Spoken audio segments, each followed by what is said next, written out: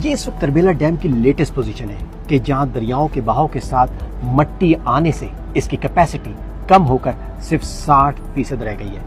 यानी इसमें पानी जमा करने की जो गुंजाइश 9.7 मिलियन एकड़ फीट थी, अब कम होकर सिर्फ 5.7 मिलियन एकड़ फीट रह गई है। जब डैम पानी कम जमा करेगा तो इसकी बिजली बनाने की सलाहियत भी कम हो जाएगी। अब चलते हैं चश्मा डैम की तरफ कि जहां मट्टी आने या सिल्टिंग की वजह से इसकी स्टोरेज कैपेसिटी 57% लॉस कर चुकी है।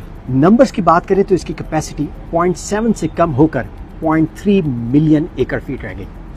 इसी तरह मंगला रिजर्वायर के 12% हिस्से पर मट्टी बैठी हुई है, यानी इसकी कैपेसिटी जो 8.2 मिलियन एकड़ फीट थी कम होकर 7.2 मिलियन एकड़ फीट रह गई है। इंटरनेशनल वाटर एसोसिएशन के मुताबिक हम दरियाओं के पानी का सिर्फ 10% स्टोर करने की सलाहियत रखते हैं। बाकी सारा पानी या समंदर बुर्द हो जाता है या सैलाब बनकर तबाही मचाता है, और इससे हमें कभी कभार इमदाद भी मिल जाती है। Centre for strategic and contemporary research के मुताबिक जो पानी बचता भी है ना, उसका 60% फ्रेजाइल इंफ्रास्ट्रक्चर होने की वजह से वाटर कैनाल्स, कोर्सेज और ज़रई ज़मीन में ज़ाया हो जाता है। दुनिया चीख चीख कर बता रही है कि पाकिस्तान एक वाटर स्ट्रेस कंट्री है और हम कुदरत के इस अनमोल अतिये को इस बेदर्दी से ज़ाया कर रहे हैं।